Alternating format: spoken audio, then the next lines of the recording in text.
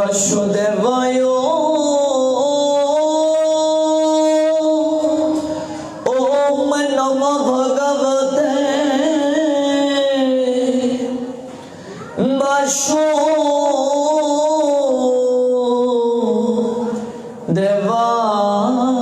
বাসুদেবায় ওম নমো ভগবতে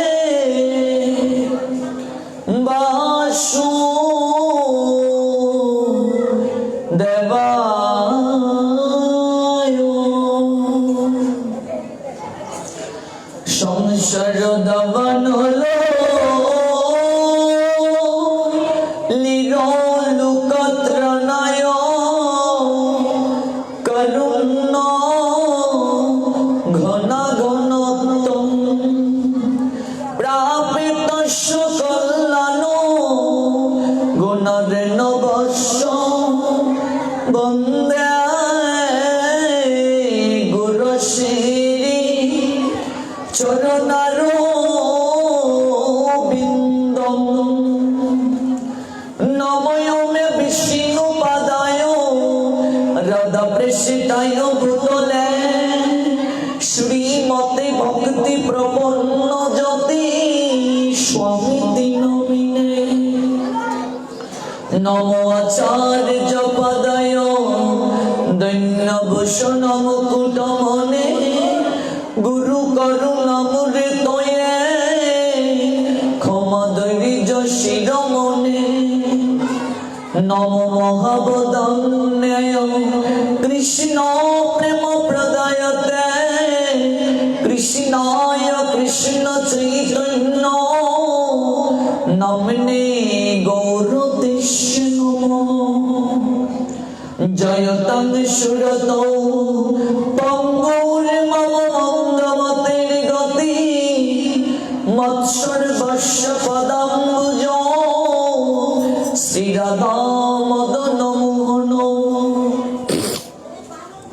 মহাপ্রসাদে জননী সর্বসৌভাগ্যবর্ধিনী আদিবেদী হরা নিত্য তুলসী ত্বং নমস্তুতে শ্রীরূপে শ্রী সনাতন ভক্ত রঘুনাথ শ্রীজীবী গোপাল ভট্ট দাস রঘুনাথ আমি ছয় গোসাই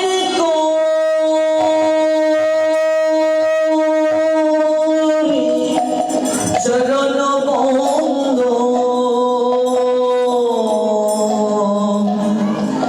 যাহাতে বিঘ্ন না অভিষিত পুর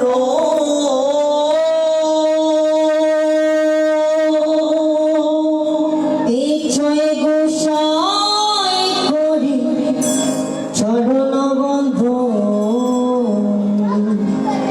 যাইতে বিঘ্ন না ভবিষ্য পুর এই ছয় গোসাই করি চরণ বন্ধ যাহাতে বিঘ্ন নাশ অভিষিত পুর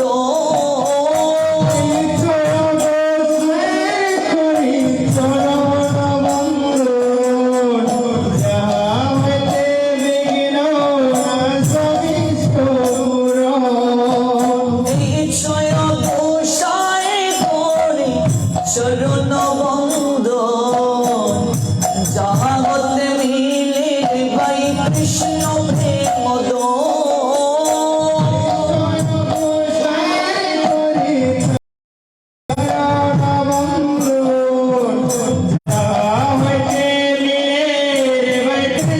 প্রেমদ এই ছয় গোসাই করি চরণ বন্ধ যাহা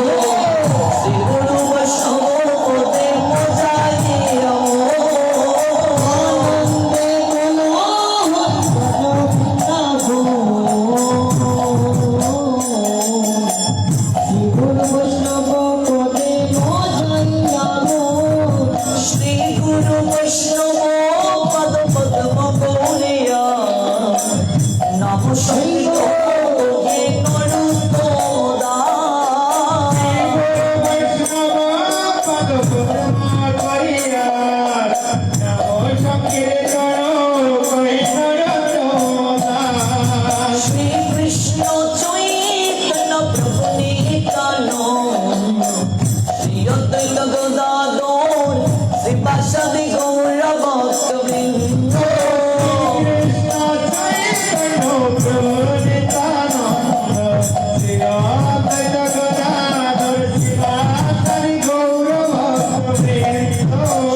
কৃষ্ণ চৈতন্য প্রভু নিত্যানন্দ শ্রী অদ্বৈত গদাধর শ্রী বাসাদি গৌর ভক্তবৃন্দ কৃষ্ণ চৈতন্য প্রভু নিত্যানন্দ শ্রী অদ্বৈত গদাধর শ্রীবাসাদি গৌর ভক্তবৃন্দ কৃষ্ণ চৈতন্য প্রভু নিত্যানন্দ শ্রী অদ্বৈত গদাধর শ্রী বাসাদি গৌর ভক্তবৃন্দ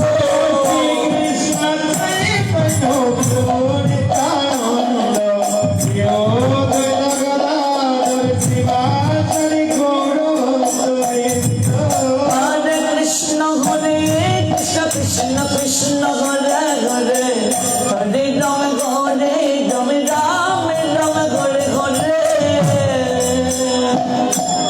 হরে কৃষ্ণ কৃষ্ণ কৃষ্ণ হরে রাধে হরে রাম রাম রাম হরে হরে হরে কৃষ্ণ কৃষ্ণ কৃষ্ণ হরে হরে হরে রাম রাম রাম হরে হরে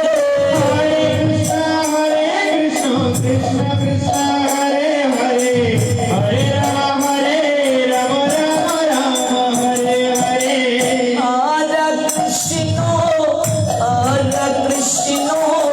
কৃষ্ণ কৃষ্ণ হরে হরে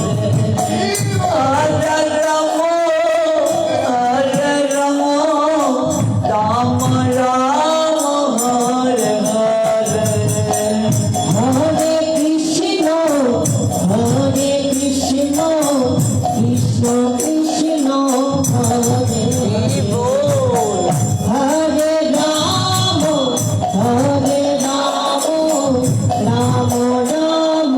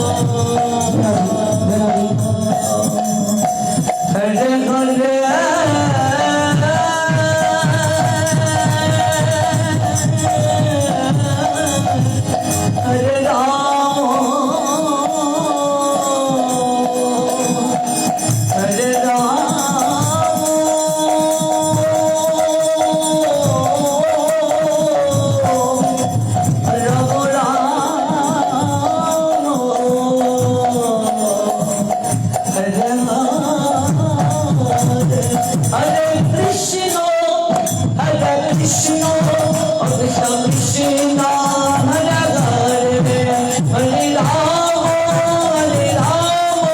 রাম রাম হরে হরে Hare Krishna,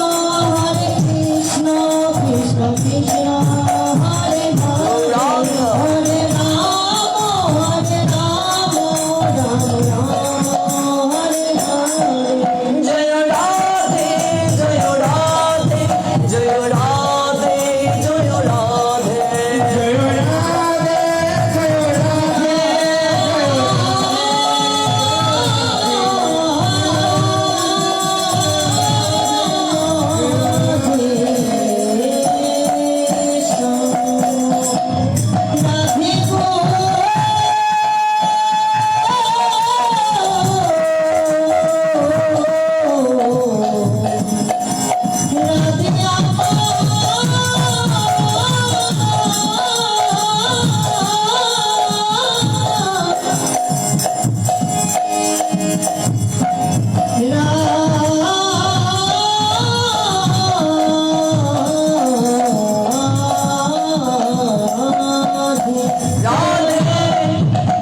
রাধে জয় রাধে জয় রাধে জয় রাধে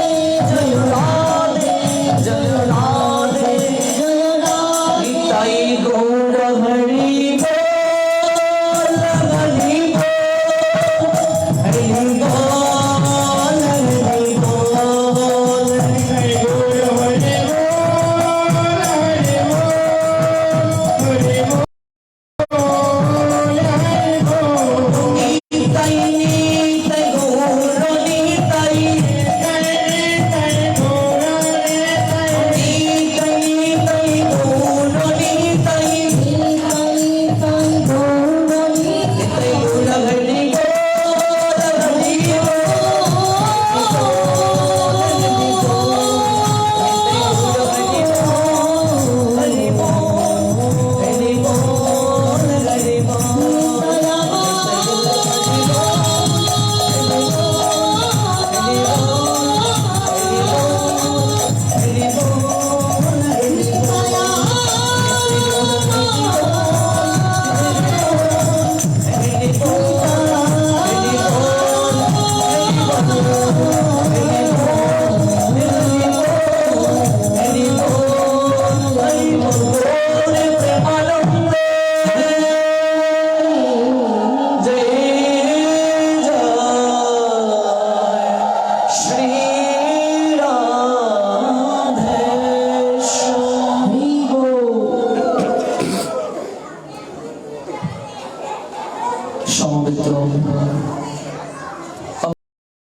অমৃত পিপাসু ভক্ত মণ্ডলী, 5 দিন ব্যাপী অপ্রাকৃত কৃষ্ণ কথামৃতে স্নাত হবার নিমিত্তে ইকুটা কমিয়ে দাও। আজকের এই দ্বিতীয় রজনীতে যারা অপ্রাকৃত কথা শ্রবণ করার নিমিত্তে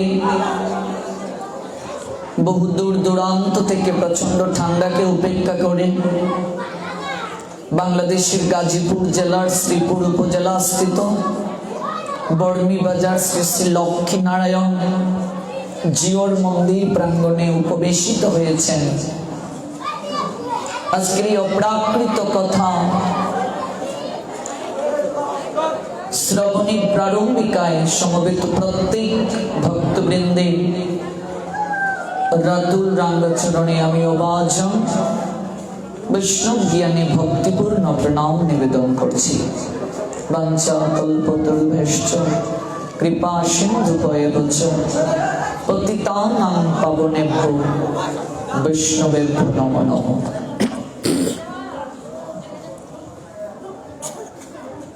যার কৃপা হলে ভগবত কৃপা সাধিত হয়, যিনি অপ্রসন্ন হলে জীবের কুত্রাপি গতি নেই,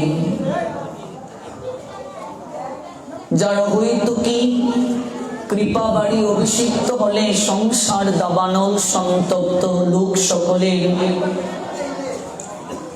অপ্রাকৃত প্রেম পীযূষ বাড়ি দ্বারায় অভিষিক্ত হওয়ার সৌভাগ্য লাভ হয়। যিনি কৃষ্ণ প্রেমধনকে প্রদান করার সামর্থ্য রাখেন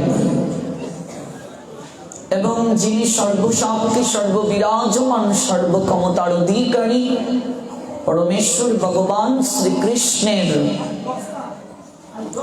সাকার প্রতিমূর্তি রূপে অভিন্ন তনু রূপে জগতের বুকে প্রকটিত থেকে কৃষ্ণ প্রেম দ্বারায় অবিস্নাত করার প্রয়াসী হন শ্রী অস্মদীয় শ্রী গুরুপাদ পদ্ম ওম বিষ্ণুপাদ শ্রীল ভক্তি প্রপন্ন জ্যোতি গোস্বামী গুরু মহারাজের রাতুল রাঙ্গাচরণে আমি অবাজন পূর্ণভাবে আশ্রয় গ্রহণ করি। তৎপর প্রণাম নিবেদন করি পরম গুরুদেব শ্রী শ্রীল ভক্তি কুসুম শ্রবণ গোস্বামী মহারাজ রাতুল রাঙ্গাচরণে। পরাৎপর গুরুদেব জগৎগুরু প্রভুপাদ শ্রী শ্রীল ভক্তি সিদ্ধান্ত সরস্বতী গোস্বামী ঠাকুরের চরণ বন্দনা করছি এবং আজকের এই প্রাকৃত আসরে আমার গুরুস্থানীয় অভিন্ন গুরুপাদ পদ্ম কৃষ্ণানন্দ দাস মহাত্মাজি আমার কাকা গুরু, তিনি উপনীত আছেন। উনি সহ প্রত্যেকের রাতুল রাঙ্গাচরণ বন্দনা করে গতকাল যে জায়গায় কথার বিশ্রাম টেনেছিলাম সেই জায়গা থেকে পুনরায় অপ্রাকৃত কথা শ্রবণ করার অভিলাষী হব। প্রত্যেকের নিকট অনুরোধ, আমরা কায় মন বাক্যে ভগবানের কথা শ্রবণ করব। বাচ্চাদেরকে একটু সামলানোর জন্য বিনম্র চিত্তে কমিটি কর্তৃপক্ষের নিকট অনুরোধ জ্ঞাপন করছি। গতকাল আমরা শ্রবণের বিধি সম্পর্কে বিস্তারিত জেনেছিলাম যে ভগবানের কথা কেমন করে শ্রবণ করতে হয়। শ্রবণের বিধি সম্পর্কে শ্রীমদ্ ভগবত গীতা কি বলেছেন, শ্রীমদ্ ভাগবত কি বলেছেন এবং শ্রী শ্রী চৈতন্য চরিতামৃত কি বলেছেন। আমরা তদ্বিষয়ে বিস্তারিত কথা শ্রবণ করেছি গতকাল শ্রবণের বিধি সম্পর্কে। এবং কায় মন বাক্যে ভগবানের কথা যদি আমরা শ্রবণ না করি তাহলে আমাদের কি অপরাধ হয় সে সম্পর্কেও আমরা গতকাল শ্রবণ করেছিলাম। ভক্তবৃন্দ, জীব মাত্র উদ্ধারের জন্য যে তিনটি রাজমার্গকে প্রস্থানত্রয় নামে অভিহিত করা হয়, তন্মধ্যে তৃতীয় প্রস্থানটি হচ্ছে স্মার্ত প্রস্থান, যেটিকে শ্রীমদ্ ভগবত গীতা বলা হয়। যে শ্রীমদ্ ভগবত গীতায় স্বয়ং ভগবান নিজ মুখে কথা বলেছেন।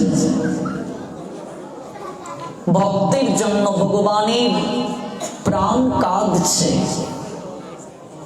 দরদ দিয়ে রোগ নিরাময় করেছেন ভগবান শ্রী গোবিন্দ। অপূর্ব মধুর কথা অর্জুন শুনেছেন মন প্রাণ দিয়ে। মুখে তার কোনো কথা নেই, কেবল মাঝে মাঝে দু একটা জিজ্ঞাসা। সেই জিজ্ঞাসাটাও কেমন? তদ্বিদ্ধি প্রণিপাতেন পরিপ্রশ্নেন সেবয়া উপদেক্ষন্তি তে জ্ঞানম জ্ঞানীন তত্ত্বদর্শিনঃ। প্রশ্ন করার পদ্ধতিটা কেমন, জিজ্ঞাসা করার আকিঞ্চন কেমন হওয়া উচিত সেটাও পরমেশ্বর ভগবান বলে দিয়েছেন। অর্জুন অনেক ঐকান্তিক সহকারে সকল উপদেশ অমৃতে স্নাত হলেন। মুখে তার কোনো কথা নেই, কেবল দু একটা জিজ্ঞাসা ছাড়া। সমগ্র গীতায় 85টি জিজ্ঞাসা করলেন অর্জুন ভগবানের নিকটে। 574টি শ্লোকের মাধ্যমে অর্জুনের সংশয়কে দূর করলেন ভগবান। অর্জুনকে উপলক্ষ করে আমাদের প্রত্যেকের সংশয় দূর করলেন। সঞ্জয় 40টি শ্লোকে এই অপ্রাকৃত কথোপকথনকে মাধুর্যমণ্ডিত করলেন, আর ধৃতরাষ্ট্র একটি শ্লোকের মাধ্যমে গীতার প্রারম্ভিক সোপানে অগ্রসর হলেন। এই যে শ্রীমদ্ ভগবত গীতা আমরা আস্বাদন করি, কখনো কি একবার প্রশ্ন জেগেছে হৃদয় মাঝে, এই গীতা আসলো কোত্থেকে? গীতার আবির্ভাব কিভাবে হলো? মুদ্রণ লিপি কিংবা ছাপাখানা তো কয়েকশো বছর হয় আবিষ্কৃত হয়েছে, তার আগে গীতা কিভাবে ছিল, আমরা পেলাম কিভাবে? আজকে আমি অনেক ধন্যবাদ এবং কৃতজ্ঞতা জ্ঞাপন করছি যাহা শক্তি সনাতন পরিবারের ফেসবুক গ্রুপকে। এত চমৎকার ভাবে তারা একটি কুইজ অনুষ্ঠানের আয়োজন করেছেন। এটা আমাদের সমাজে বড় অভাব। আজকে সনাতন ধর্মের যে তত্ত্ব আমরা অনেকেই সেটা জানি না। আপনি অবাক হবেন, এটা আমার ব্যক্তিক জীবনের অভিজ্ঞতার আলোকে বলা। একটা অনুষ্ঠানে কুরআন তেলাওয়াতের পর যখন গীতা পাঠের জন্য ডাকা হলো, একজন লোক দাঁড়িয়ে গীতা পাঠ বলছেন, যা দেবী সর্বভূতেষু মাতৃরূপেণ সংস্থিতা নমস্তস্যৈ নমস্তস্যৈ নমস্তস্যৈ নমো নমঃ। যারা শুনছে তারা সবাই হাতে তালি দিচ্ছে, যাকে বলে হবু চন্দ্র রাজার গবু চন্দ্র মন্ত্রী। যারা হাতে তালি দিল তাদেরও গীতার সঙ্গে কোনো সম্পর্ক নেই, আর যিনি গীতা পাঠ করতে দাঁড়ালেন তারও গীতার সঙ্গে কোনো সম্পর্ক নেই। চণ্ডীর মন্ত্র বলে গীতা পাঠ শেষ। এটা আমার নিজের চোখে দেখা। আজকে মাস্টার্স কমপ্লিট করু 100 ছেলেকে যদি জিজ্ঞেস করা হয় যে আপনি গীতার একটু শ্লোক বলুন, একটা শ্লোকেই যদা যদা হি ধর্মস্য গ্লানির্ভবতি ভারত। কেন, আর কি কোনো শ্লোক নেই? একটাই কারণ, আমরা শাস্ত্র পড়ি না, আর লীলা কথা শুনতে শুনতে আমাদের এই কর্ণকুহর এমন একটা অবস্থায় উপনীত হয়ে গিয়েছে, তত্ত্ব সুধামৃতে অবগাহিত হওয়ার যে অপ্রাকৃত বাসনা, সেটা থেকে আমরা সরে গিয়েছি। যতদিন যাবত তত্ত্ব জানা হবে না, যতদিন যাবত সনাতন ধর্মের যে মহিমা, যে সনাতন ধর্ম থেকে পৃথিবীর সকল ধর্মের সৃষ্টি হয়েছে, এই পৃথিবীতে যত ধর্ম রয়েছে সকল ধর্ম সনাতন থেকে সৃষ্টি হয়েছে। এটা আমি চ্যালেঞ্জ করে বলছি, কারো সাহস নেই আমার সঙ্গে মোকাবেলা করার। পৃথিবীর সকল ধর্মের উৎপত্তি এই সনাতন ধর্ম থেকে। সনাতনীরা পৃথিবীর সবাইকে অকাতরে দান করেছে, সমৃদ্ধ হয়েছে আমাদের নিকট থেকে নিয়ে। কিন্তু আজকে দুর্ভাগ্য, আমরা অধ্যয়ন করি না, জানার চেষ্টা করি না, জানার প্রয়াস করি না। এই যাহা সত্যি সনাতন পরিবার ফেসবুক গ্রুপ অনুপ্রেরণা দেওয়ার জন্য, হৃদয়ে প্রণোদনা শক্তির অভিলাষে যে কুইজ প্রতিযোগিতাটির আয়োজন করেছেন, আমি অসংখ্য ধন্যবাদ জ্ঞাপন করছি তাদেরকে। তরুণরা ইচ্ছে করলেই সব পারে। আমরা যদি না জাগি কেমনে সকাল হবে? জাগতে হবে আমাদেরকে। আজকে সারা বাংলায় আমি ঘুরে বেড়াই, আমার প্রচারের স্লোগানটাই হচ্ছে যুব সমাজ ওঠো জাগো আর ঘুমিও না। আজকে যুব সমাজ যদি জেগে উঠে, উজানের স্রোতকে ভাটির স্রোতকে উজানে নিয়ে যাওয়া সম্ভব। এই তরুণদেরকে জাগতে হবে। তরুণ প্রাণকে জাগ্রত হওয়ার জন্যই এই প্রচার। তরুণরা যদি জেগে উঠে, যুবকরা যদি জেগে উঠে, তারা যদি ধর্ম সম্পর্কে অবগত হয়, তাদের যে প্রজন্ম আপনা থেকেই ধার্মিক হবে, আপনা থেকেই ধর্মের তত্ত্বকে হৃদয়ে লালন তারা করতে পারবে।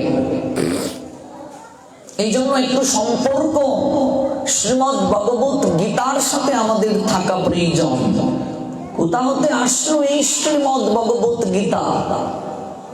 মহাভারত শান্তি পর্ব 348তম অধ্যায় 51-52 নং শ্লোক। সে জায়গায় বলা হয়েছে, ত্রেতা যুগাদৌ চতৌতু বিবস্বান মনোবেদদৌ মনুষ্য লোকবৃত্তার্থং সুতা ইক্কা কবিদদৌ ইক্কা কুনা চকৌতিত ব্যাপান লুকান অবস্থিত।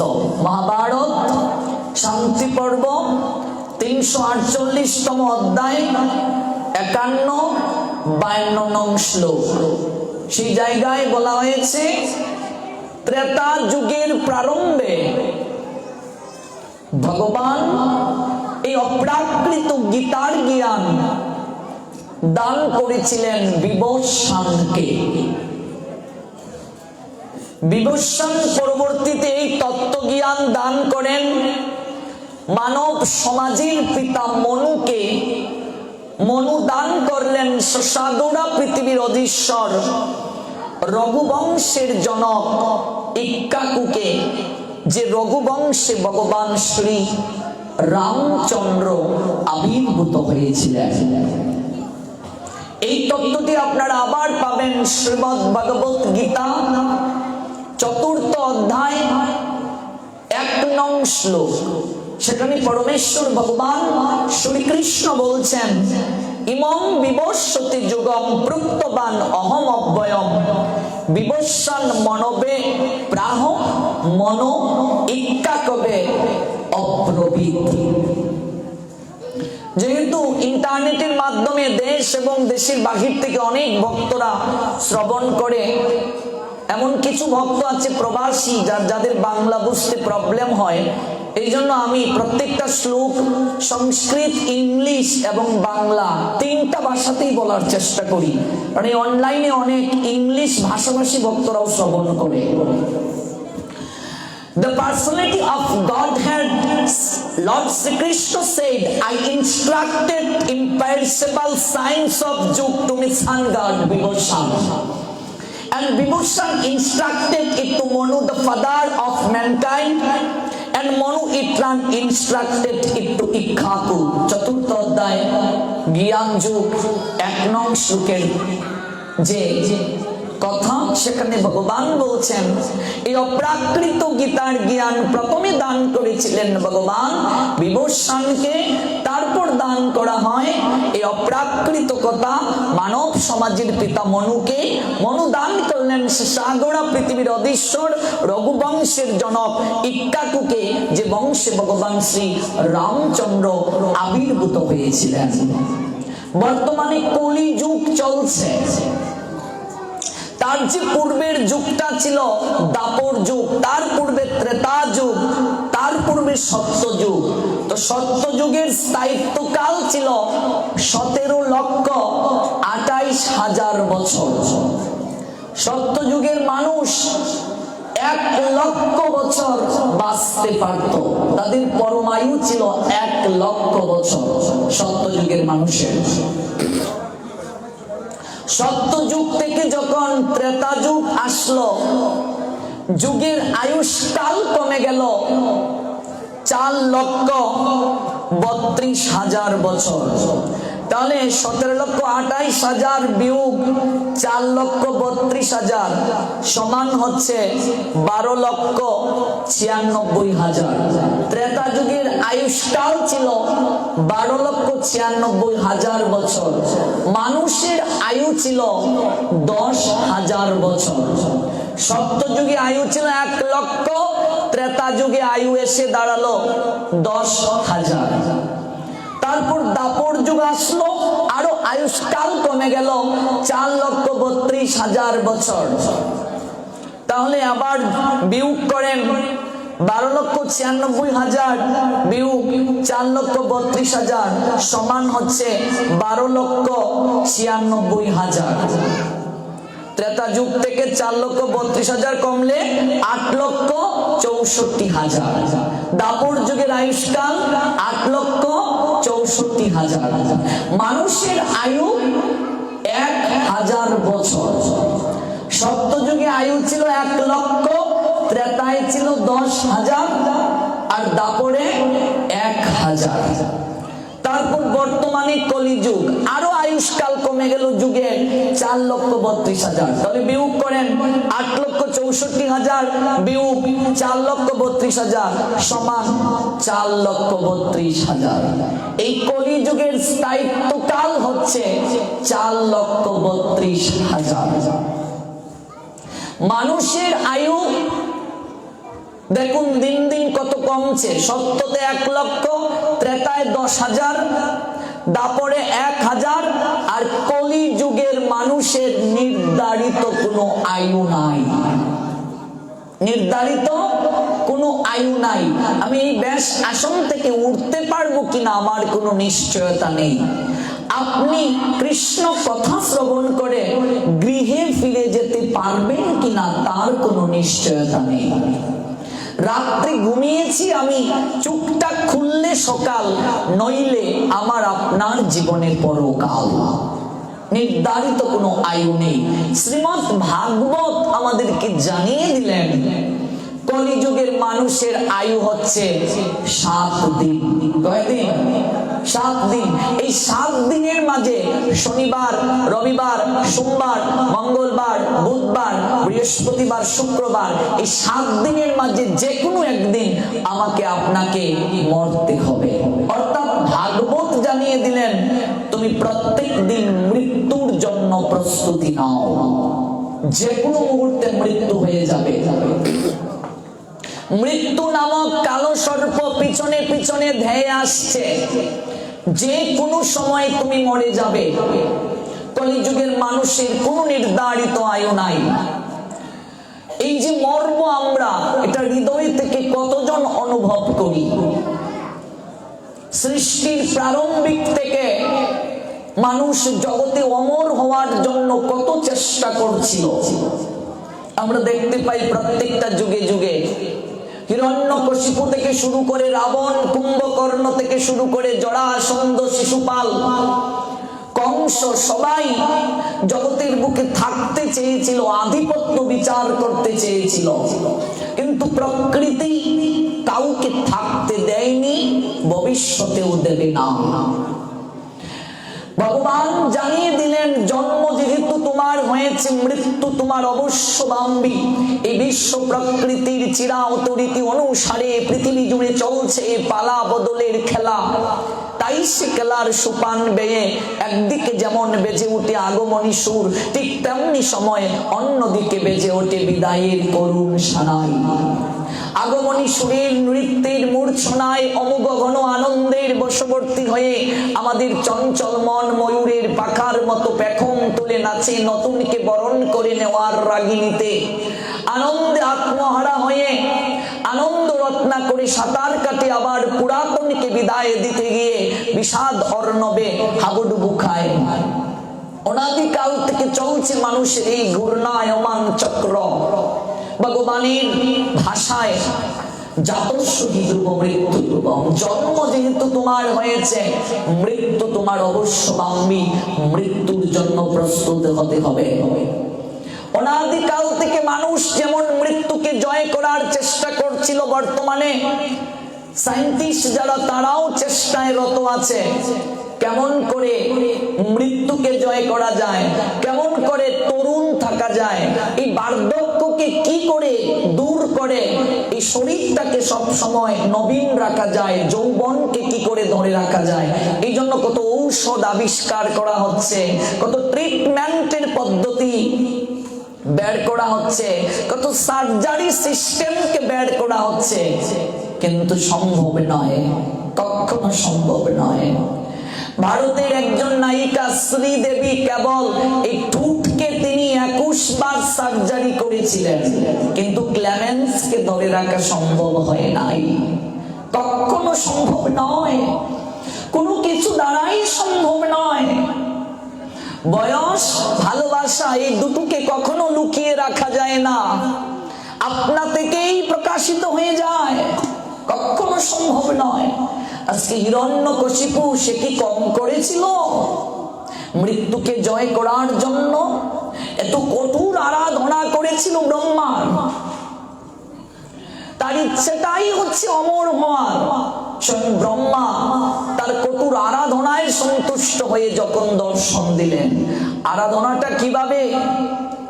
চারিদিকে অগ্নিকুণ্ডকে প্রজ্বলিত করে, মাথা নিচের দিকে দিয়ে, পা উপরের দিকে দিয়ে, এক পায়ে দাঁড়িয়ে শিকড়ের পাশে কত কষ্ট করে বিভিন্ন প্রক্রিয়ায় আরাধনা করে ব্রহ্মাকে সন্তুষ্ট সে করেছিল।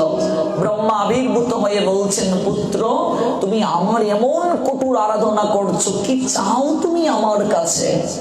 শ্রীমৎ ভাগবত যারা পড়েছেন তারা সবাই জানেন ঘটনাটি। আমি অমর হওয়ার বর চাই।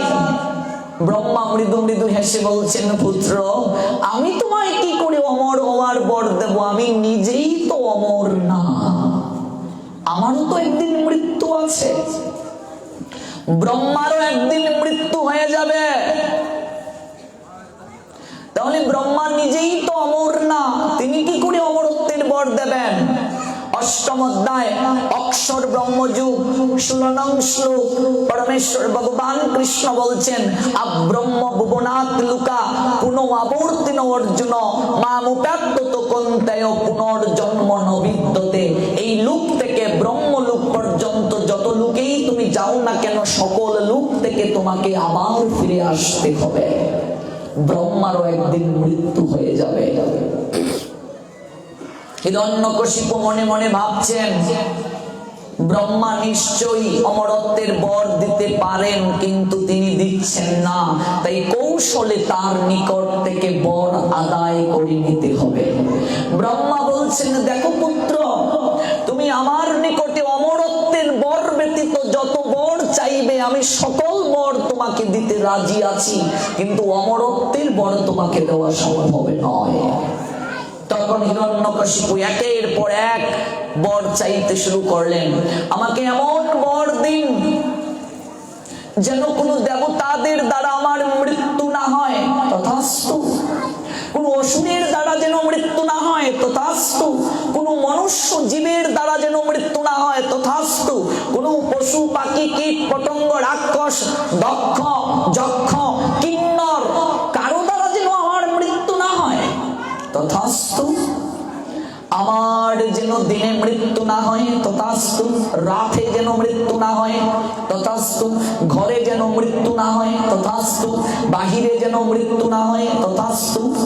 আকাশে যেন মৃত্যু না হয়, তথাস্তু। পাতালে যেন মৃত্যু না হয়, তথাস্তু। ভূমিতে যেন মৃত্যু না হয়, তথাস্তু। একের পর এক বর চাইতে শুরু করলো। আরো কি কোনো কিছু আছে? হিরণ্যকশিপু মনে মনে ভাবছেন, দেখি আরো কোনো কিছু আছে কিনা। বলছেন, আরো আছে ব্রহ্মদেব, আমার যেন কোনো অস্ত্রের দ্বারা মৃত্যু না হয়, তথাস্তু। সমস্ত বর যখন দিলেন, হিরণ্যকশিপু মনে মনে ভাবছেন, হে মূর্খ, তুমি আমায় অমরত্বের বর দিতে অস্বীকার করেছিলে, এবার আমি কৌশলে তো তোমার নিকট থেকে অমরত্বের বর চেয়েই নিলাম। আমার যদি দেবতার দ্বারা মৃত্যু না হয়, অসুরের দ্বারা যদি মৃত্যু না হয়, আমার যদি কোন মনুষ্য জীবের দ্বারা কীট পতঙ্গ পশু পাখি দক্ষ যক্ষ রাক্ষস কিন্নর তাদের দ্বারা যদি মৃত্যু না হয়, দিনে যদি মৃত্যু না হয়, রাতে যদি মৃত্যু না হয়, আকাশে মৃত্যু যদি না হয়, পাতালে যদি মৃত্যু না হয়, ভূমিতে যদি মৃত্যু না হয়, অস্ত্রের আঘাতে যদি মৃত্যু না হয়, আমার মৃত্যুটা হবে কি করে? কি করে হবে? বর পেয়ে, ক্ষমতা পেয়ে এট ফার্স্ট যে কার্যটা করলেন, স্বর্গটাকে দখল করে নিলেন, সমস্ত ভুবনের আধিপত্য বিচার করে ভগবান বিষ্ণুর নামকে চিরতরে সবার হৃদয় থেকে বন্ধ করে নেওয়ার কৌশল করলেন, সবার উপরে চাপ প্রয়োগ করলেন।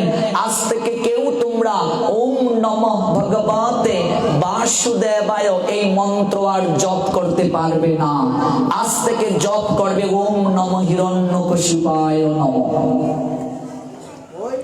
নিজের আরাধনা করার জন্য সবাইকে চাপ দিতে শুরু করলেন, নিজেকে সর্বশক্তিমান ভগবানের স্থানে বসিয়ে দেওয়ার চেষ্টায় রত হয়ে গেলেন। আমরা 4-5 বছরের ক্ষমতা পাই, সেখানেই আমরা একচ্ছত্র নিজেকে অধিকারী বলে মনে করি, কিন্তু একবারও হৃদয়ে মাঝে এই চেতনা আসে না এই ক্ষমতা আমার বালির বাঁধের নিয়ায়। কয়েক বছরের যৌবন পেয়ে যা খুশি তাই করি, ধরাকে সরা জ্ঞান করি, অথচ এই চেতনা হৃদয়ে নাই। পূর্ণিমা থাকবে না, আসবে অমাবস্যা, চিরদিন তো থাকবে না রঙের ভালোবাসা। এখন যৌবন পুত্র পরিজন, ইতে কি আছে পর তিতিরে, কমল দল জল জীবন টলমল, ভজ হরিপদে নীতিরে। কমল মানে পদ্ম, জলের মাঝে থাকলে টলমল টলমল করে, জল থেকে কমলকে তুলে নিলে সতেজতা হারিয়ে যায়। এই দেহের যৌবন, পুত্র পরিজন, আত্মীয় স্বজন কেউ আমাদের পরিতৃপ্তি দান করাতে পারে না। একমাত্র ভজ হরিপদে নীতিরে, পরম দয়াল শ্রী হরি পারেন আমাদের পরিতৃপ্তি দিতে। আমরা ভুলে যাই এই কয়েকদিনের সংসার পেয়ে, আমরা ভুলে যাই কয়েকদিনের এই জীবনে একটু ক্ষমতা পেয়ে আমরা ভুলে যাই। হিরণ্যকশিপু তাই করেছিলেন, তাই করেছিলেন, এত অত্যাচার বাড়িয়ে দিলেন, শেষ রক্ষা কি হলো? তাকেও মরতে হলো। ভগবান তার ভক্তের বর প্রাপ্তির যে সোপান তৈরি করা হয়েছিল সেটিকেও সম্মান দিয়ে হিরণ্যকশিপুকে বধ করেছিলেন। ফটিক স্তম্ভের মাঝে থেকে ভগবান নৃসিংহ রূপে আবির্ভূত হয়েছিলেন। ভগবানের কৌশলটা দেখুন, যে হিরণ্যকশিপু রাজ্যের সবাইকে বিষ্ণুর বিদ্বেষের বীজ বপন করে দিয়ে নিজের একচ্ছত্র অধিকার কায়েম করার চেষ্টা করেছিল, ভগবান তার ঘরেই নিজের ভক্তকে পাঠালেন। ভগবানের টেকনিকটা দেখুন, তার ঘরেই পাঠালেন তার প্রিয় ভক্তকে, তার ঘরেই পাঠালেন। জন্ম দিলেই শুধু বাবা হওয়া যায় না, জন্ম দিলেই মা হওয়া যায় না। ভাগবত বলছেন সেই মা মাই নয়, সেই বাবা বাবাই নয়, যদি সন্তানকে ভক্তি শিক্ষা না দেয়, সেই গুরু গুরু নন, যদি শিষ্যকে প্রকৃত শিক্ষা প্রদান না করেন, সেই ভাই ভাই নয়, সেই ভগিনী ভগিনী নয়, সেই বন্ধু বন্ধু নয়। আজকে রাবণ কুম্ভকর্ণকে তার ভাই ত্যাগ করেছিলেন বিভীষণ। তার কি ভ্রাতৃত্ব প্রেমের অভাব ছিল? কখনো নয়। ভগবান রামচন্দ্রের নিকটে বিভীষণ তার ভাইদের মুক্তির জন্য প্রার্থনা করেছিলেন, কিন্তু যে ভাই ধর্মের বিদ্বেষ স্থাপন করে, অধর্মের পক্ষ ধারণ করে, তাকে শাস্ত্র ভাই বলে স্বীকার করেন নাই। কইকেয়ীকে মা বলে স্বীকার করেন নাই আচার্যগণ। 14টি বছর ভরত কইকেয়ীকে মা বলে ডাকেন নাই। সেই মা মা নয় যদি সন্তানকে ধর্মের বিপক্ষে চালনা করে, তিনি মা নন, প্রশ্নই উঠে না। মাতৃভক্তির উজ্জ্বল দৃষ্টান্ত শাস্ত্র বলছেন। মায়ের স্থান কোথায়? জননী স্বর্গাদপি গরীয়সী, মা হচ্ছেন স্বর্গের থেকেও বড়। মার অবস্থান স্বর্গেরও উপরে। মাকে প্রণাম দিলে বিশ্ব ব্রহ্মাণ্ডকে প্রণাম দেয়া হয়ে যায়। দেবী পার্বতী গণেশ কার্তিককে বলেছিলেন, বিশ্ব ব্রহ্মাণ্ডকে প্রণাম দিয়ে পূর্বে যে আসবে আমি রত্নমালাটা তার গলায় পরিয়ে দেব। কার্তিক কথাটা শুনেই ছুটলেন বিশ্ব ব্রহ্মাণ্ড পরিক্রমা করতে রত্নমালা গলায় পরিধানের জন্য। আর গণেশ দেবী পার্বতীর নিকটে এসে প্রণাম দিয়ে বলছেন, মা তুমি তো আমার নিকট বিশ্ব ব্রহ্মাণ্ড, তুমি থাকতে আমার বিশ্ব ব্রহ্মাণ্ডে যাওয়ার কি আবশ্যকতা রয়েছে? নিজের মাকে প্রণাম দিয়ে পরিক্রমা করলেন গণেশ। দেবী পার্বতী রত্নমালাটা গণেশের গলায় পরিয়ে দিয়ে তাকে কুলে ধারণ করলেন। কার্তিক বিশ্ব ব্রহ্মাণ্ডকে পরিক্রমা করে এসে দেখলেন গণেশের গলায় রত্নমালা, দেবী পার্বতী কুলে করে নিয়ে বসে আছেন। কার্তিক বলছেন, মা মাতৃ হৃদয়ে তো পক্ষপাতিত্ব নেই, মায়ের নিকট তো প্রত্যেক সন্তান সমান হয়, তাহলে তুমি পক্ষপাতিত্ব কেন করলে? আমার পূর্বে গণেশ কি করে বিশ্ব ব্রহ্মাণ্ডকে পরিক্রমা করে আসলো, তার গলায় তুমি কেন রত্নমালাটা দিলে? দেবী পার্বতী বলছেন, পুত্র তোমার এই জ্ঞানটা হয়ে নাই। গর্ভধারিণী মাকে যদি কেউ প্রণাম দেয়, পরিক্রমা করে, বিশ্ব ব্রহ্মাণ্ডকে তার পরিক্রমা করা হয়ে যায়।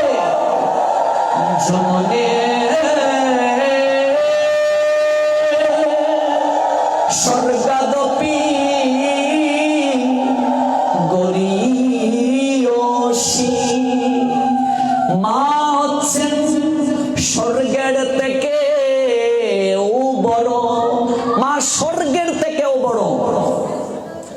যে মায়ের স্থান এতটা উপরে দেয়া হলো, সেই মাকে কেমন হতে হবে? শুধু গর্ভে ধারণ করলেই তাকে মা বলা হয় না। যে মায়ের স্থান এতটা উপরে শাস্ত্র দিয়ে দিলেন, স্বর্গের থেকে উপরে দিয়ে দিলেন, সেই মাকে কেমন হতে হবে সেই কথাও শ্রীমদ্ ভাগবত বলছেন। সেই মা কখনই মা নয় যদি সন্তানকে ভক্তি শিক্ষা না দেয়। এই মনুষ্য জীবন প্রাপ্তির পিছনে উদ্দেশ্য কি? কৃষ্ণ ভজিবার তরে সংসারেতে আইয়া কাহারে ভজয়ে মুর কিসের লাগিয়া।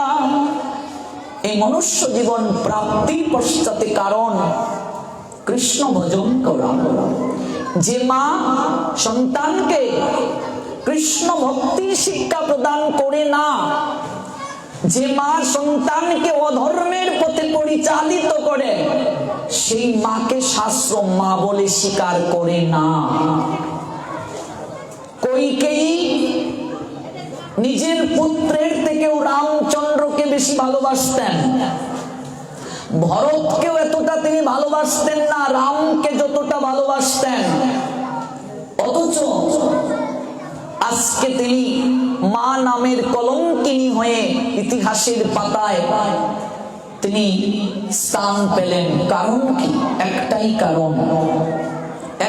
কারণ, কইকেয়ীর যদি বিবাহ বৃত্তান্তটা শ্রবণ করেন, কইকেয়ীর বাবাকে, তার মাকে, এগুলো অনেক ঘটনা আছে, আমি প্রসঙ্গে এসেছে শুধু একটু বলি।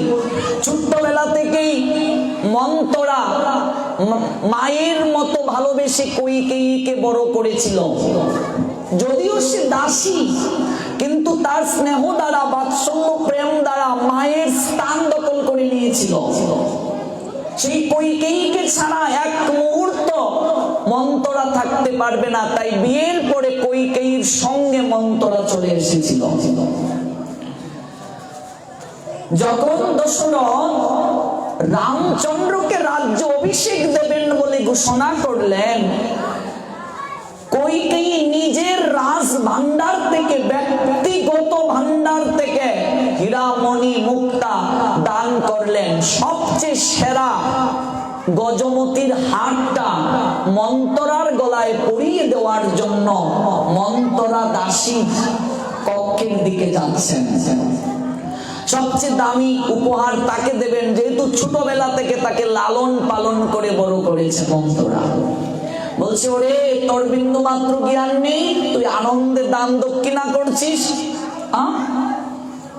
কেন আমার ছেলে রাম সে আর রাজ্য অভিষেকে যাবে, এই দেখুন তার মাঝে বিষ বাষ্প ঢুকিয়ে দেয়া হলো, বিষের বীজ বপন করে দেয়া হলো।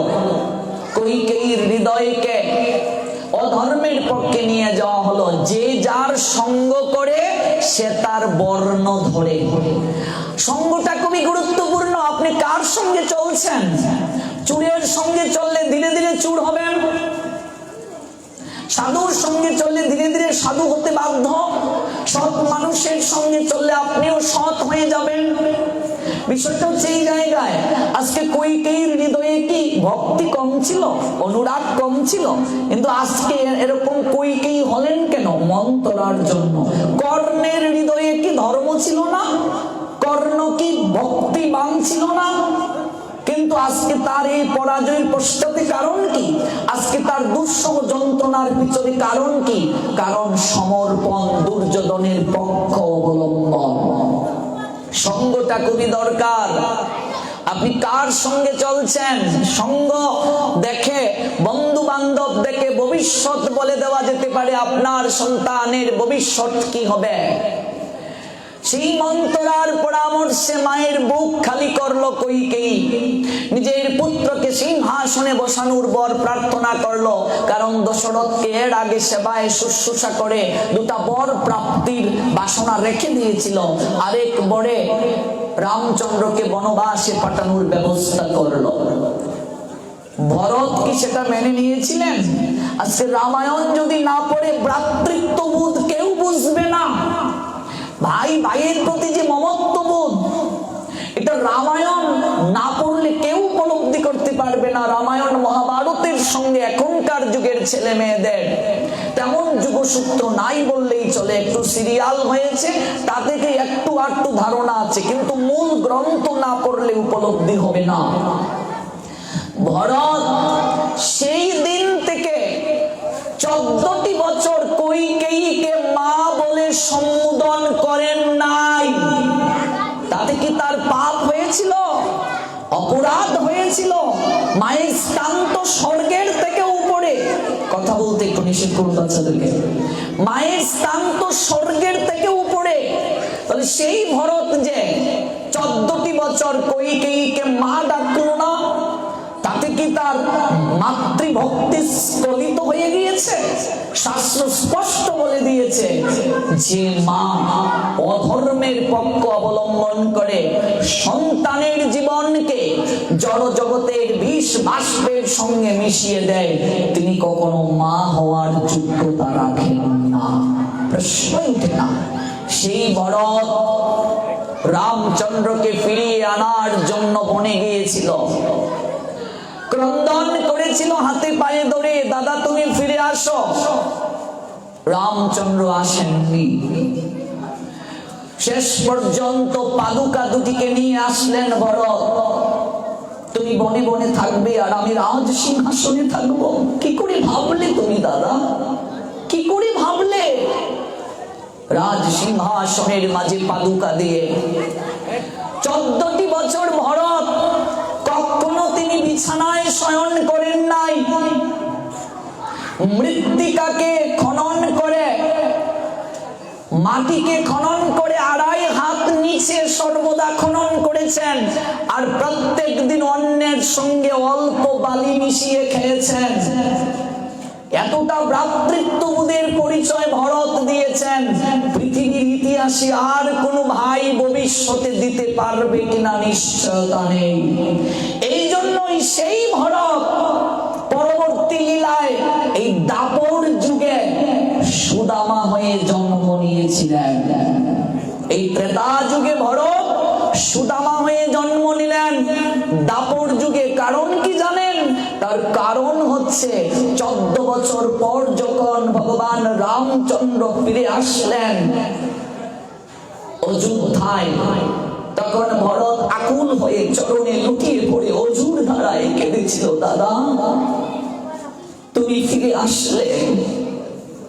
14টা বছর আমি তোমার দায়িত্বকে আমি কত কষ্টের সঙ্গে প্রতিপালন করে রেখেছি। তোমার দায়িত্ব তুমি গ্রহণ করে আমাকে তোমার দাস করে তোমার চরণে আশ্রয় দাও। আমি আর কিচ্ছুটি চাই না।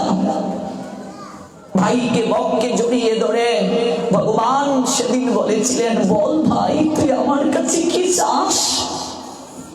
আমি কিচ্ছু তোমার কাছে চাই না দাদা, বল না তুই আমার কাছে কি চাস? যদি চাইতেই হয় আমি তোমার কাছে একটা কৃপা ভিক্ষা চাই। আজ আমি কনিষ্ঠ ভাই হয়েছি বলে তোমার প্রত্যেকটা আদেশকে আমি পালন করেছি। গুরু মাতা, গুরু পিতা, গুরু জ্যেষ্ঠ ভাই, বড় ভাইকে পিতার সমমর্যাদায় দেখার কথা শাস্ত্র বলছেন। বড় ভাই পিতার সমমর্যাদা পাবে, বড় বৌদি শাশুড়ির সমমর্যাদা পাবে। মেজ সেজ ছোট যা বড় যাকে শাশুড়ির নিয়ে দেখবে, কিন্তু বড় যাকেও তো সেই রকম হতে হবে, সে রকম তো হতে হবে। আজকে এই সংসার উপলব্ধি হবে না রামায়ণ না জানলে, মহাভারত না জানলে, ভাগবত না বুঝলে, গীতা না বুঝলে কিচ্ছু বুঝবো না সংসার। যদি তুমি আমার ইচ্ছে পূরণ করতেই হয়, আবার যখন তুমি লীলায় আসবে, আমি যেন তোমার বন্ধু হয়ে লীলায় অংশগ্রহণ করতে পারি। কারণ বন্ধু বন্ধুকে শাসন করতে পারে, কাঁধে চড়তে পারে, জড়িয়ে ধরে ঘুমোতে পারে। 14টি বছর আমি তোমার বিরহে আমি মৃত্তিকায় শয়ন করেছি। আমি যেন পরের লীলায় তোমার সখা হয়ে জন্মগ্রহণ করে আমি তোমার কৃপা লাভ করতে পারি। সেই বড় সুদামা হয়ে জন্ম নিলেন। এই সুদামা কলিযুগে কে আসলেন? শুক্লাম্বর ব্রহ্মচারী হয়ে। আর এর আগে কে ছিলেন? এই নারায়ণ ভগবান 4টা অংশে বিভাজিত হয়েছিলেন বৈকুণ্ঠে। এগুলো আলোচ্য বিষয়, তত্ত্বের বিষয়। প্রত্যেকটা যুগে যুগে লীলায় অংশগ্রহণ ছিল তাদের। তাহলে আপনি চিন্তা করে দেখুন, কৈকেয়ীর প্রতি ভরতের শ্রদ্ধা কিন্তু কম ছিল না, ভালোবাসা কম ছিল না, কিন্তু ভাগবত জানিয়ে দিলেন সেই মা নন। সন্তানকে যদি ভক্তি শিক্ষা না দেন, আজকে আমরা সন্তানকে পড়াশোনা করাই, আমরা মনে করি যেন অর্থ ইনভেস্ট করছি। টাকা দিয়ে তোকে এত পড়াশোনা করালাম সাধু হওয়ার জন্য, তার মানে আমরা অর্থ ইনভেস্ট করছি সন্তানের পিছনে। না, সন্তান তো এমনিতেই মা বাবার সেবা করবে। যে সন্তান মা বাবার সেবা করে না সে আবার সন্তান নাকি? সন্তান তো মা বাবার সেবা এমনিতেই করবে। সন্তানের দায়িত্বই তো মা বাবার সেবা করা।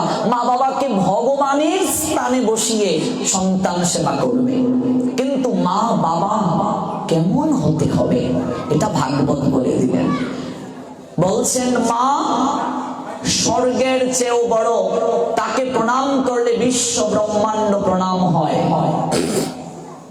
সন্তানের জীবনে মায়ের অবদান এই জগতে আনয়নের ক্ষেত্রে, সন্তানকে বড় করার ক্ষেত্রে মনুসংহিতা গ্রন্থ যারা পড়েছেন, 100 জন আচার্য মানে শিক্ষক, 100 জন শিক্ষক সন্তানকে যতটা শিক্ষা প্রদান করে, একটা মায়ের চেতনা, মায়ের নিকট থেকে কতটুকু শিক্ষা সন্তানের জীবনে আসে দেখুন। 100 জন শিক্ষক সন্তানকে যতটা শিক্ষা দিতে পারে, একজন বাবার নিকট থেকে সন্তান ততটা শিক্ষা পেতে পারে। 100 জন শিক্ষক মানে একজন বাবা, কিন্তু সেই বাবাই যদি বিপথে থাকেন, সেই বাবা যদি কুপথে থাকেন, তাহলে সন্তান কি করে ভালো হবে? সেই বাবাই যদি অন্যভাবে ভাবিত থাকেন, তাহলে সন্তানের জীবন তো দুর্বিষহ হবেই, স্বাভাবিক। যত্র বীর্য তত্র পরাক্রম, বীজ যেমন ফসল তেমন, ক্ষেত্র যেমন ফসল তেমন। 100 জন বাবা, একজন মা, দেখো মায়ের স্থান কোথায়। 100 জন বাবাকে এক জায়গায় করলে সন্তানের জীবনে যতটা বৈশিষ্ট্য আসে, মনুসংহিতা বলছেন একজন মায়ের নিকট থেকে ততটা বৈশিষ্ট্য সন্তানের জীবনে আসে। 100 জন শিক্ষক মানে একজন বাবা, 100 জন বাবা মানে একজন মা। পিতা আনন্দিত হইয়া সাগরে দেয় ফেলিয়া, সেই যে চলে গেল ফিরে এলো না, বাবা বাবার কাজ করেই শেষ, আর কোনোদিন খবর নেয় নাই। আমায় ধরিয়া জটরে কত কষ্ট করে 10 মাস 10 দিন গর্ভে দিল ঠাই, গর্ভে ধারণ করেছে, পোষণ করেছে, প্রসব বেদনা সহ্য করেছে, তিল তিল করে সন্তানকে জগতে আনয়ন করেছে। পৌষ মাঘ মাসের শীতের রাত্রে নিজে ঠান্ডায় থেকে মলমূত্রের মাঝে থেকে সন্তানকে শুকনায় রেখে জীবনের সর্বোত্তম বাৎসল্য প্রেম দিয়ে এই দেহটাকে বড় করে তুলেছে। আজকে সেই সন্তান যদি মায়ের গায়ে হাত তুলে, মাকে কটাক্ষ করে, মায়ের প্রতি খারাপ ব্যবহার করে, মায়ের প্রতি কুরুচিপূর্ণ বাক্য প্রয়োগ করে, কস্মিন কালেও সে ভগবত কৃপা লাভ করতে পারবে না। কখনো সম্ভব নয়, কোনদিন সম্ভব নয়। ব্রজ গোপিকারা উদ্ধবকে বলেছিলেন, কৃষ্ণ যখন মথুরা থেকে উদ্ধবকে বার্তা দিয়ে পাঠিয়েছিলেন বৃন্দাবনে, ব্রজ গোপিকারা উদ্ধবকে বলেছিলেন অভিমান করে যে তুমি মধুপুরী থেকে এসেছো, এই জায়গায় মথুরার নাতের তো কেউ থাকে না, তো একজন থাকে, তার মা বাবা, কাঙ্গালের ছেলে রাজা হয়েছে, এই জৌলুসপূর্ণ পোশাক তুমি পরিধান করে এসেছো দেখানোর জন্য যে তার সন্তান রাজা হয়ে সুখে আছে। তবে আমরা তার কেউ নই, অভিমান করে ব্রজ গোপিকারা বলছেন। সন্তান যদি ব্রহ্মচারী হয়ে যায়, সন্তান যদি সন্ন্যাসী হয়ে যায়, সন্তান যদি গৃহত্যাগী হয়ে যায়, সবার সঙ্গে সম্পর্ক দূরত্ব করলেও মা বাবার সঙ্গে কোনোদিন সম্পর্ক দূরত্ব করতে পারে না। মাটির পাত্র যদি অকৃতজ্ঞ হয়, সে বলতে পারে তাকে তৈরি করে কুমোর লাগে নাই, তাকে তৈরি করতে দণ্ড লাগে নাই, কিন্তু মাটির পাত্র কখনো মাটিকে অস্বীকার করতে পারে না। পারে?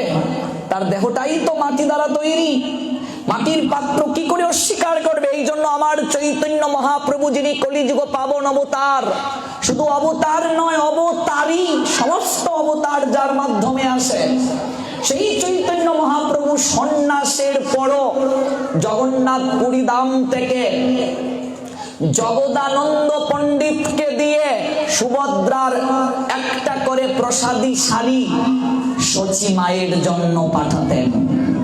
সন্ন্যাসীর পর অদ্বৈত লীলা নিকেতনে এসে মায়ের হাতের রান্না চৈতন্য মহাপ্রভু গ্রহণ করেছিলেন। কিন্তু মা কেমন হবে সেটাও সচিমা দেখালেন।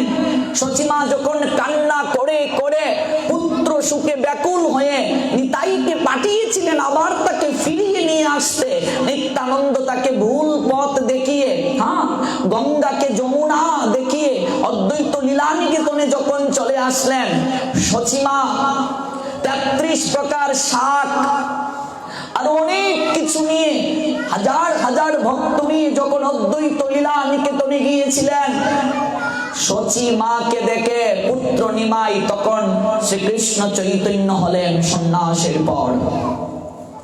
সাষ্টাঙ্গে দণ্ডবত প্রণাম নিবেদন করলেন, মা তুমি যদি বলো আজ থেকে আমি এই পোশাক আমি পরিত্যাগ করে আবার গৃহে ফিরে আসবো। সচিমা সেদিন বলেছিলেন, না পুত্র, তা হয় না, তুমি সন্ন্যাসী হয়ে গেছো, আমি তোমার যন্ত্রণা, তোমার বিরহের যন্ত্রণা সহ্য করতে পারবো, যেহেতু তুমি সংসার ত্যাগ করে চলে গেছো, কিন্তু তুমি আবার যদি সংসারে ফিরে আসো, লোক যে নিন্দা করবে আমি মা হয়ে সেটা কখনো সহ্য করতে পারবো না। এর নাম শচী। এই জন্যই তিনি জগতের মা, এই জন্যই সমগ্র জগৎবাসী শচী মায়ের চরণে কৃতজ্ঞতা জ্ঞাপন করে, যিনি তার সন্তানকে জগতের তরে বিলিয়ে দিয়েছিলেন। এই জন্যই জগতের বুকে ভূষিত হলেন তিনি। বলছেন, না পুত্র, তুমি গৃহে ফিরে আসবে না। সারাটা জীবন শচী ক্রন্দন করলেন। কয়টা সন্তান আগে মরলো দেখুন। এরপরে বিশ্বরূপের জন্ম হলো, মহাপ্রভুর বড় ভাই, সেও সন্ন্যাস নিয়ে চলে গেল। তারপর বিশ্বম্বর মহাপ্রভুর নাম, সেও সন্ন্যাস নিয়ে চলে গেল। সারাটা জীবন একাকিত্বের অনলে কাঁদলেন, কিন্তু নিমাইকে আর সংসারে আসার জন্য বলেন নাই। ত্যাগের কতটা পরাকাষ্ঠা শচী মায়ের ছিল, তাকে মা বলে। তিনি মা, মায়ের অবদান এই জন্য সর্বশ্রেষ্ঠ। আমার বয়সী যে সকল ছেলে মেয়েরা আছেন, আমি তাদের নিকটে একটা অনুরোধ করি, কখনো যেন আমরা পিতামাতাকে অসম্মান না করি, পিতামাতাকে যেন শ্রদ্ধা পোষণ করি, সম্মান করি।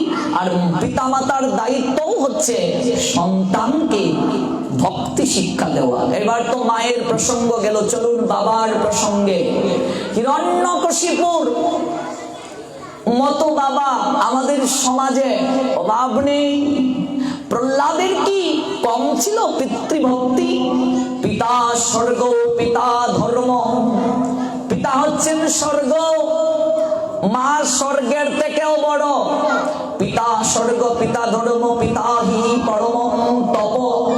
তপ মানে কি? তপস্যা। পিতা হচ্ছেন পরম তপস্যা। পরম মানে কি?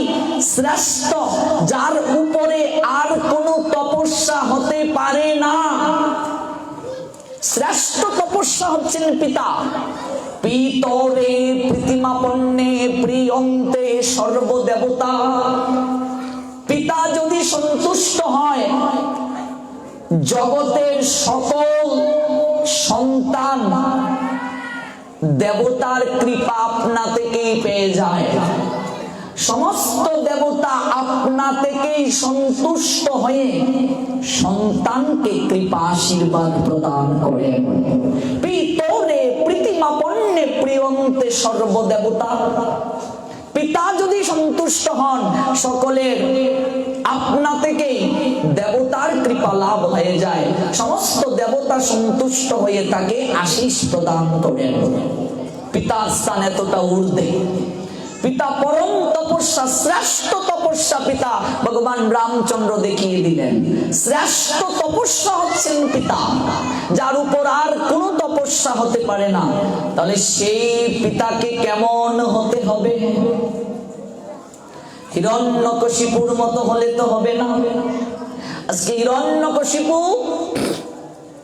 পুত্রকে বুকের মাঝে পাথর বেঁধে সাগরে নিক্ষেপ করলো, অগ্নিকুণ্ডে নিক্ষেপ করলো, বিষাক্ত কালো সর্প দ্বারা ছুবল দেওয়ালো, বিষ পান করিয়ে মারার চেষ্টা করলো, পাগলা হাতির পায়ের নিচে পেষ্টন করালো, পর্বত থেকে ছুঁড়ে ফেলে দিল। অপরাধ কি প্রহ্লাদের? অপরাধ হচ্ছে সে হরিকে ভজন করে, আর কোনো অপরাধ নেই। পুত্র, আমি তোর জন্মদাতা পিতা, আমার আদেশ পালন করা তোর কর্তব্য। তুই কেমন পুত্র, পিতার আদেশ মানিস না? প্রহ্লাদ কি বলেছিলেন? বাবা, এমন অহংকার করা তোমার সাজে না। জাগতিক কোনো কার্য করতে পিতামাতার আদেশের প্রয়োজন আছে। আপনি ব্যবসা করবেন, আপনি কোনো জায়গায় যাবেন, আপনি বিবাহ করবেন, আপনি জাগতিক কোনো কার্য করবেন, অবশ্যই পিতামাতার আদেশ দরকার, আশীর্বাদ দরকার। প্রহ্লাদ বললেন, ভগবান আরাধনা করতে কখনো পিতামাতার আদেশের প্রয়োজন নেই। জগতের কোনো পাপ কেউ নেয় না। সন্তানের পাপ মা বাবা নেয় না, মা বাবার পাপ সন্তান নেয় না। রত্নাকর দস্যুর পাপ তার মা নিয়েছিল, বাবা নিয়েছিল, বউ নিয়েছিল, কেউ নেয় নাই। তোমার উদ্ধার তোমাকে হতে হবে। ধর্ম পালন করতে জগতে কারো আদেশের প্রয়োজন নেই, কারো আদেশ প্রয়োজন নেই। হিরণ্যকশিপু শিবকে প্রহ্লাদ বলছেন, তুমি আমার জন্মদাতা পিতা, তুমি প্রপূজ্য